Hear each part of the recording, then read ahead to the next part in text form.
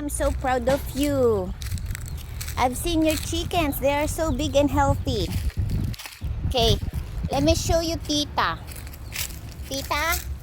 Oh, ang ganda ni tita ngayon. Nagka-boyfriend ka lang na si Justin eh. Oh, talagang gumanda ka ngayon. Blooming ka. Ay, ito po yung ospital.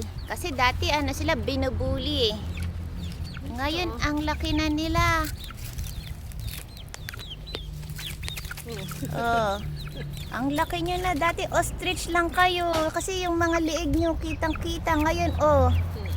Blooming. I will keep on blooming. Puso ko damdamin. Yay! Okay. Yan po yung mga nasa hospital. Naka-recover na sila. Dito naman tayo sa family ni Father. Father? Ano? Naku, Mother. Mas maganda sa'yo si Tita. Kasi meron siyang boyfriend si Justin.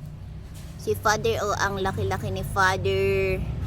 Oh, mas straight yung hair niya. Nagwawax yan eh. Si Justin nakabagsak eh. Mother, nakita ko may mga itlog ka sa taas. Very good.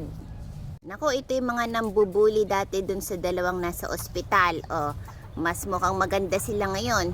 Pero guys, you are so big na. I can't believe it.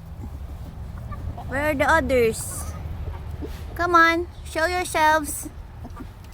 Don't be shy. Yung isa, oh, kulang ka ng balahibo sa liig. Naku.